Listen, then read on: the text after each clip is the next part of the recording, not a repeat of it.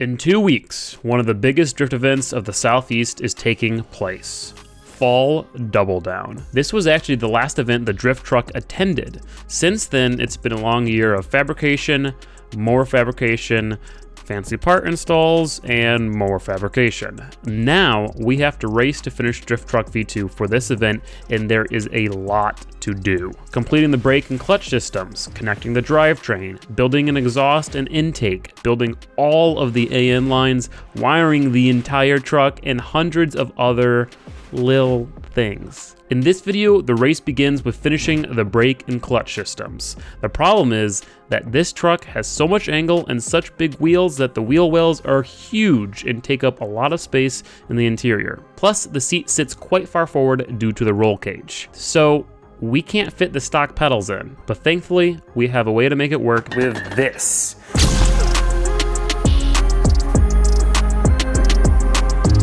This is a pedal box, but it's not just any pedal box, it is a floor-mounted reverse pedal box, which means that the farthest things forward are the pedals. Most floor-mounted pedal boxes have the master cylinders at the back and the pedals push forward into the master cylinder. Well, then you have to have all that space in front of the pedals for the master cylinders. And with how tight it is in there between the floor, the wheel well, and the steering shaft, we needed to use this. It's got 3 different master cylinders, one for the front brakes, one for the rear brakes, and one for the clutch. I only got one for the brakes right now, so we'll get that figured out in the future. But this is set up enough for us to actually mount it. Now, this thing is super adjustable. The pedals can go up, down, left, right. You've got forward and back stops for all the pedals. You got different linkages that will work with drive-by-wire or drive-by-cable. It should be a really legit setup, but we still have to do some work to get it fitted in there. I did some test fitting. It is still hitting the wheel well, and it is still hitting the trans tunnel. So we're gonna cut this inside corner out because obviously that's the least used spot. I can probably pretty safely cut 50 millimeters off the entire thing, so.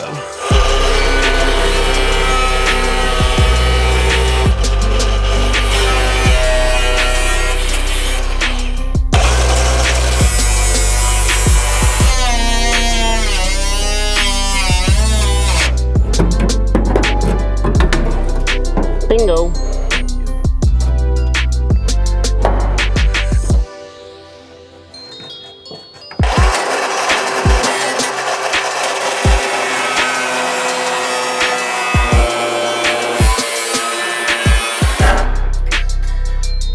Well, now we have a very big hole to fill, and it's not a very normal shaped hole, unfortunately. So I think we're gonna have to do some CAD.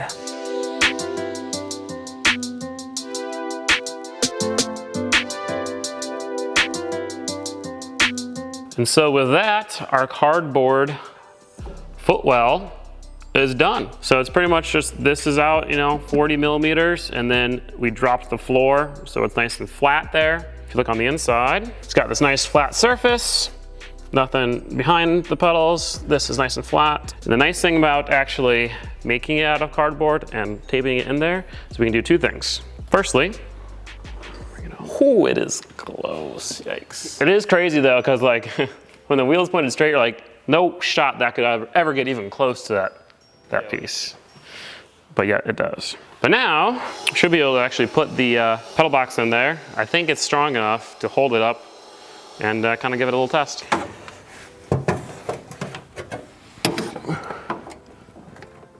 Holding that, so do that all the way. So, now we take all the cardboard pieces off, trace them onto some metal, make it out of the real thing.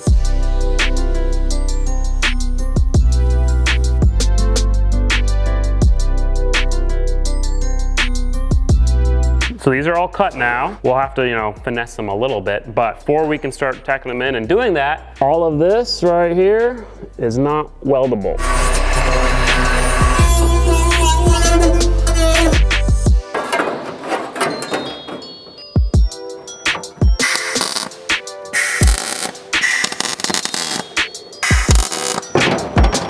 Dang, and look, I even made it so it clears that though. Yeah, I think it's gonna work nicely. Now the thing about the reverse bottom mounted pedal box is that you will have to build a fake floor that goes on top of the pedal box.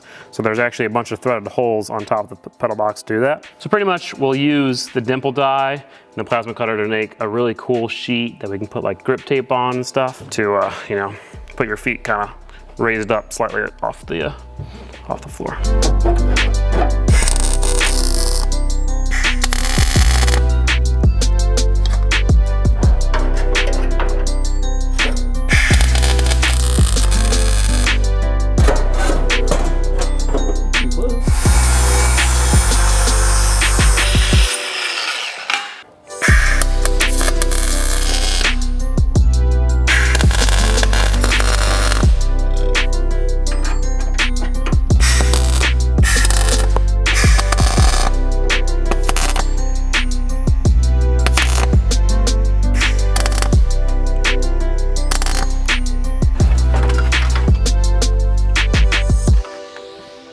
So pretty much what I've decided is we're gonna get this interior finished, just welded up, painted, seam sealed, all that kind of stuff. Mostly so after this event, I don't have to take it all apart to paint it. Because we're not gonna have time to paint the frame, separate the body and stuff from that, just because that's gonna take way too much time. But at least we could get the interior finished and not have to worry about that. Gonna remove the seats now and then just continue welding.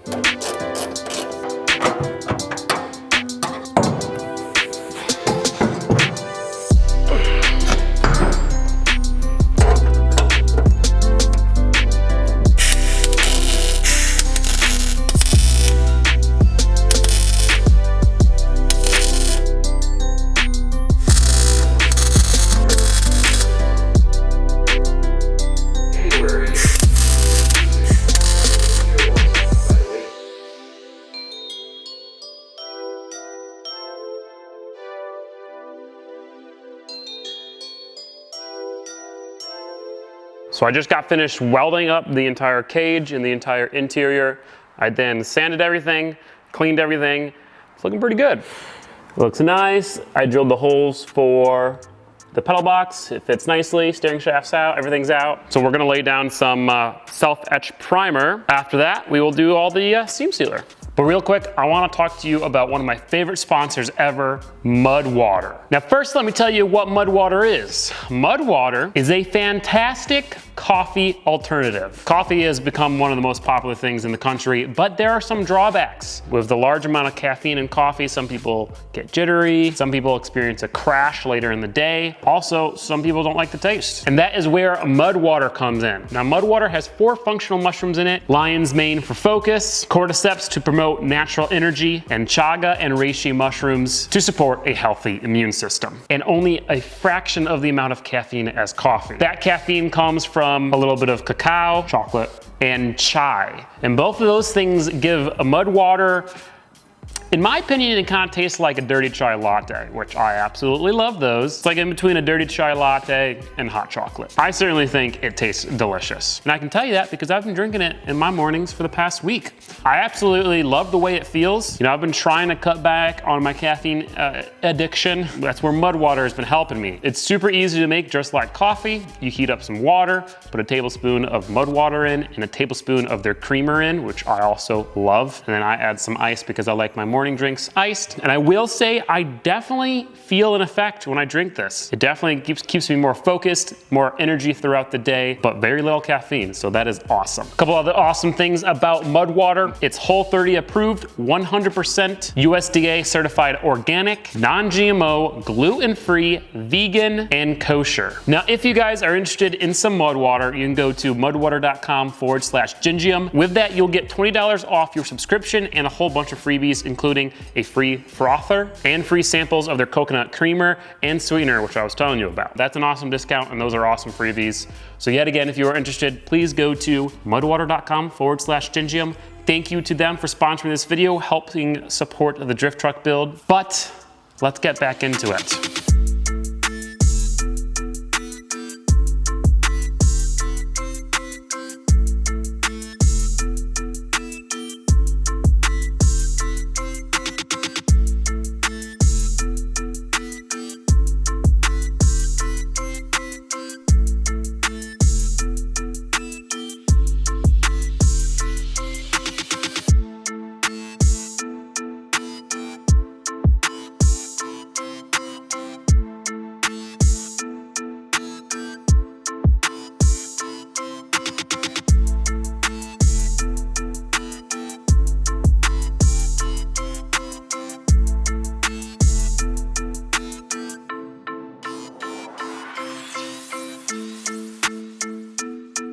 Now while we wait for that paint and the steam sealer to fully dry, I'm going to work on some stuff in the back here. A couple things have to happen back here. For one, we have to finish weld everything. So we got to take the coilovers out, finish weld the top hats, then we have to take the radiator out, finish weld the brackets. We also have to finish weld the sway bar, and I'm gonna go ahead and remove the axle and paint that, because that is all finished welded and ready to go. And before we put our brakes on, we want it to be painted.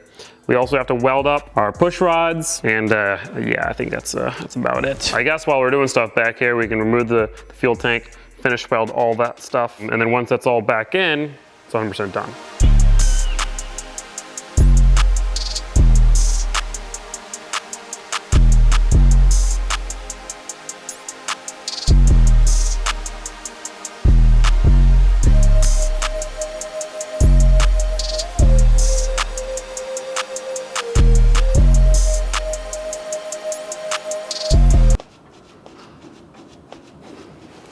That's sketchy. What heavy object can I put in the back? Old frame, jack, broken vise, and a hitch. It's no longer rockin' sketchy.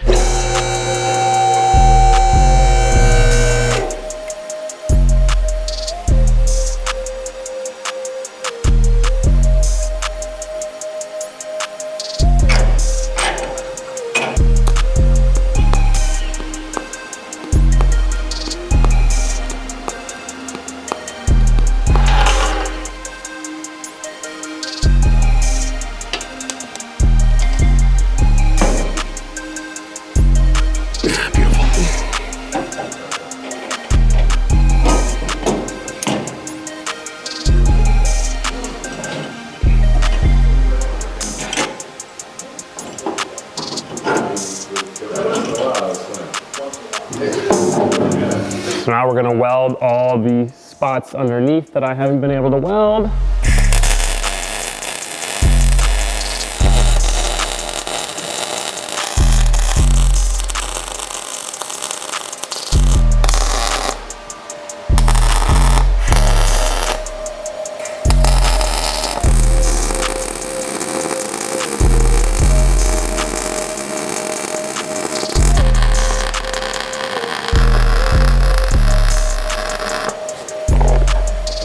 So everything that's in here is all welded up, but not everything is in here. Real quick, I'm going to add a bar that braces the frame to the crossbar here that, you know, essentially the entire back of the truck sits on this crossbar because that's where the coilover is going to. And then I'm also going to do a bar from up there to down here. So just kind of brace in that little back section.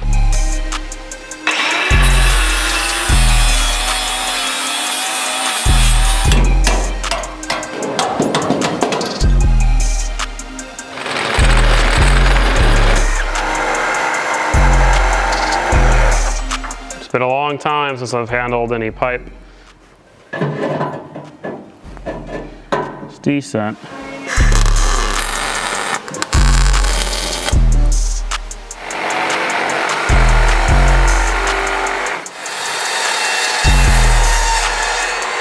Hey, yo.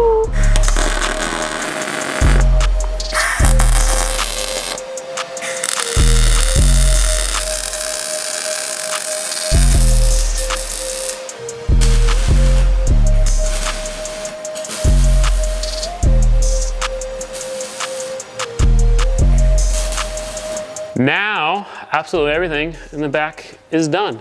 At least enough to drive the car and test it. Truck. So now, we're gonna start reassembly. Put the nice painted axle back in, put the brakes on, which you've technically already seen, and all the coilovers, radiator stuff, all in for the final time.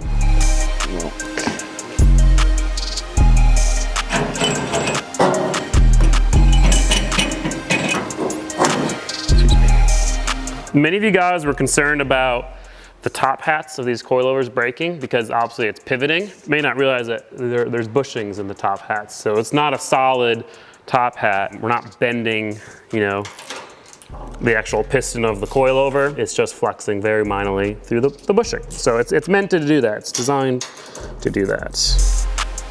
Okay.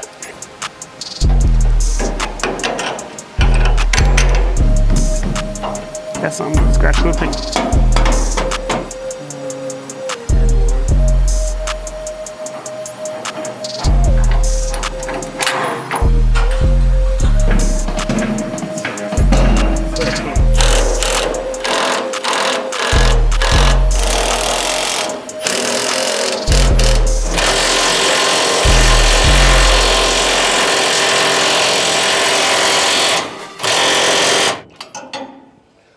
Well, they're tight.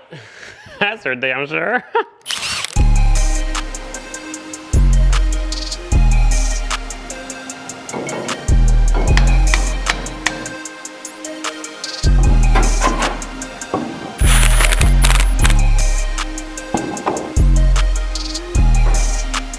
Done. That's so sick. It's much less rattly now that everything's tight. It's so cool to see it like, yeah, it's like opposite of what you normally expect.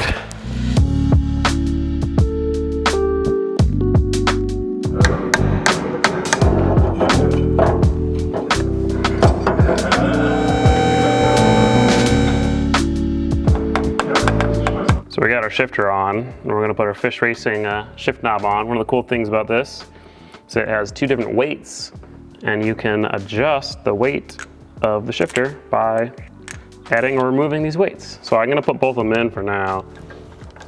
It's kind of hard to see how it feels when it's not driving, but it does seem pretty cool. Seems to have a little bit of troubles getting into, I don't know if that's reverse. Oh, there is a reverse lockout, look at that. Fish racing shift knob, check it out. But let's go ahead and put the drive shaft in. And then we can see the wheels connected to the engine for the first time. The thing that we discovered in the last time we tried to test with this is that it fits, but it doesn't fit. And of course, now that it's not on the ground, it fits just fine. So we could bolt that in right now if we wanted to. But, oh man, it's like the entire thing is really close to here. So, at least for now, I absolutely don't have time to cut out the floor and re-weld it in. I don't think I have time to finish this thing anyway, but we're gonna try just a whack of a hammer. And we are gonna raise the truck, so.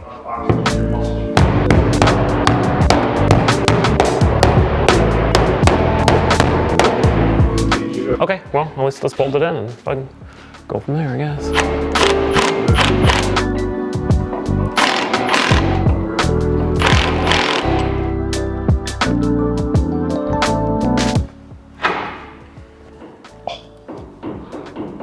See how little play an axle, a wheel is supposed to have? Yeah, which one? Like the Volvo, you can move the wheel like 180 degrees before it bottoms out. Well, although we didn't complete any of the tasks, we did make some massive progress on the brake/clutch and drivetrain. In the next video, we'll get the brake/clutch system 100% finished, including an awesome false floor. And we'll also begin working on some of the AN lines and the exhaust/intake.